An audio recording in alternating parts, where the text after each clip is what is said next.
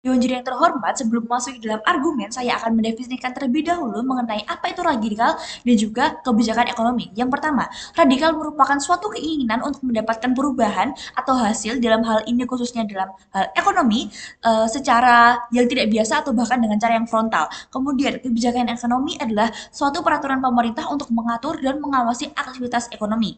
Mari kita masuk dalam latar belakang. Dewan juri yang terhormat, kami selaku tim pemerintah setuju dengan mosi Dewan ini akan mengizinkan negara untuk menerapkan kebijakan ekonomi yang bersifat radikal. Karena ketika suatu negara sedang berada dalam kondisi ekonomi yang jauh lebih parah dari sebelumnya, maka pemerintah harus memiliki cara untuk menstabilkan atau memulihkan segera kondisi ekonomi tersebut. Karena ketika pemerintah tidak segera melakukan tindakan untuk menghadapi krisis ekonomi, maka akan ada banyak aspek yang terkena pengaruhnya. Contohnya seperti bertambahnya pengangguran dalam negara tersebut. Karena apa? Karena lapangan pekerjaan yang semakin sempit dan juga berpengaruh pada pemasukan negara yang semakin menurun dan akan membuat daya beli konsumen menjadi lebih turun, membuat kondisi kelaparan ada di mana-mana. Kenapa? Karena mereka tidak bisa bekerja, tidak bisa mendapatkan pendapatan, tidak bisa membeli makan, sandang dan papan, kemudian akan menyebabkan penyakit bermunculan di mana-mana karena mereka tidak bisa mengakses fasilitas kesehatan seperti klinik, puskesmas, bahkan rumah sakit karena mereka tidak mendapatkan pendapatan dan pekerjaan yang mereka inginkan atau bahkan pekerjaan yang layak. Kemudian masuk dalam status quo di mana keadaan dalam perdebatan kali ini adalah yang pertama, Indonesia adalah negara kepulauan. Pulau-pulau besar seperti Sumatera, Jawa, Kalimantan, hingga Papua, masyarakatnya masih bisa mendapatkan akses pendidikan yang layak, bisa mengakses teknologi dengan baik, sehingga ketika terjadi suatu kondisi krisis ekonomi dalam negaranya, mereka dapat mengetahui hal tersebut melalui berita media massa yang mendapatkan pendidikan bahkan hingga dapat masuk dalam perguruan tinggi, mereka bisa tahu apa yang menjadi penyebab munculnya kondisi krisis ekonomi itu sendiri. Mereka akan lebih bisa aware terhadap pemerintah untuk membiarkan sejangan pemerintah membuat sebuah regulasi atau kebijakan untuk menghadapi krisis ekonomi. Namun pada kenyataannya, Pulau Jawa saja yang merupakan pulau terbesar di Indonesia dengan jumlah penduduk terbanyak dengan akses pendidikan atau informasi yang memadai, masih banyak masyarakatnya yang memiliki pemikiran sempit dan hanya bisa melakukan aksi protes dan mengkritik, hanya mau menerima hasilnya saja, tidak mau tahu apa yang sedang terjadi. Mereka harus memiliki pekerjaan dan minimal bisa makan sehari sekali dengan mudah, tanpa mau memberikan opini terhadap pemerintah tentang solusi apa yang sebenarnya harus diberikan dan menghadapi krisis ekonomi sendiri.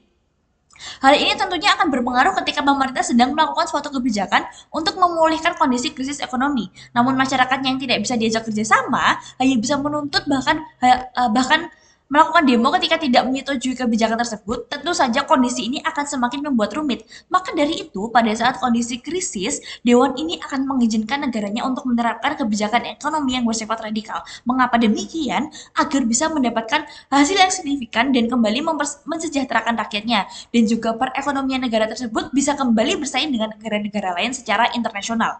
Kemudian, maka dari itu, sekali lagi kami dari selaku tim pemerintah menyetujui mosi ini. Mengapa? Pertama, karena ini merupakan cara terakhir mereka untuk bisa memulihkan kondisi ekonomi di negaranya. Dengan metode yang tidak biasa dan bahkan ekstrim atau frontal, namun bisa mendapatkan hasil yang signifikan. Kemudian yang kedua, cara-cara radikal tersebut bisa langsung dilakukan oleh pemerintahnya sendiri. Seperti pada saat wabah COVID-19, dengan mem-PHK atau pengakhiran hubungan kerja dengan secara besar-besaran, demi bisa mengontrol kondisi keuangan negara. Kemudian yang ketiga, pemerintah juga bisa memberikan izin atau bahkan melegalkan masyarakat untuk melakukan tindakan radikal seperti perjudian yang tadinya sangat dilarang oleh pemerintah, bahkan bagi yang ketahuan melakukan judi akan dipenjarakan. Namun berbeda ketika negara sedang berada dalam kondisi krisis ekonomi, maka pemerintah akan dengan mudah mengizinkan masyarakatnya untuk berjudi, bahkan itu merupakan kebijakan yang diterapkan oleh pemerintah itu sendiri, mengizinkan masyarakatnya untuk melakukan tindakan-tindakan yang ilegal, melakukan pekerja anak, penjualan alkohol secara semena-mena tanpa peraturan, melakukan prostitusi yang tadinya itu merupakan hal yang tidak wajar dan di bawah hukum, namun terpaksa untuk melegalkan hal tersebut dan menjadi kebijakan ekonomi radikal.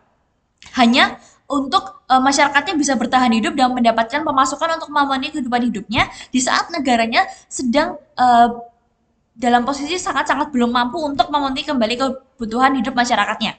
Kemudian, mengapa masih ini sangat penting untuk diperdebatkan? Mari kita lihat pada kondisi, contohnya kondisi pada saat krisis ekonomi moneter tahun 1998, di mana seluruh masyarakat Indonesia saat itu tidak bisa melakukan kegiatan konsumsi dengan baik karena ada krisis ekonomi, membuat mereka kehilangan pekerjaan dan membuat banyak pengangguran.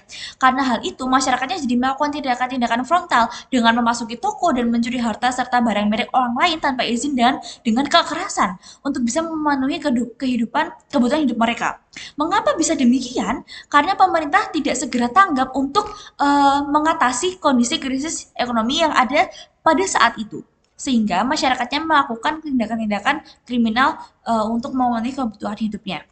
Maka dari itu, pemerintah menerapkan kebijakan ekonomi yang bersifat radikal dan membebaskan masyarakatnya untuk melakukan tindakan ilegal hanya untuk sebagai cara memenuhi kebutuhan hidup mereka. Kemudian, eh, Dewan ini akan mengizinkan negara untuk menerapkan kebijakan ekonomi yang bersifat radikal karena hal ini dapat menyelesaikan masalah di beberapa aspek. Yang pertama adalah aspek ekonomi. Masyarakatnya akan tetap bisa hidup dan memenuhi kebutuhan hidupnya melalui hal-hal yang mereka lakukan tadi seperti pekerjaan, perjudian, prostitusi, bahkan penjualan alkohol. Kemudian dalam aspek sosial, minim adanya tindakan pencurian barang orang lain seperti tahun 98 karena mereka sudah bisa melakukan pekerjaan yang mereka inginkan untuk mendapatkan kebutuhan hidupnya meskipun hal itu ilegal, tapi hal itu sudah diizinkan oleh pemerintah melalui kebijakan ekonomi radikal yang dibuat oleh pemerintah. Kemudian, melihat dari latar belakang yang ada, cara ini atau dengan diterapkannya kebijakan ekonomi yang bersifat radikal adalah solusi yang paling efektif dalam menghadapi kondisi krisis ekonomi. Kesimpulannya, kami setuju dengan mosi, dalam kondisi krisis, Dewan ini akan mengizinkan negara untuk menerapkan kebijakan ekonomi yang bersifat radikal. Karena dengan demikian, dapat menghasilkan hasil yang signifikan untuk menstabilkan kembali kondisi ekonomi dan masyarakatnya akan tetap bisa bertahan hidup dan memenuhi kebutuhan hidupnya di saat negara dalam kondisi krisis ekonomi. Karena masyarakatnya yang sebenarnya menduduki lantai ekonomi perekonomian di suatu negara. Terima kasih.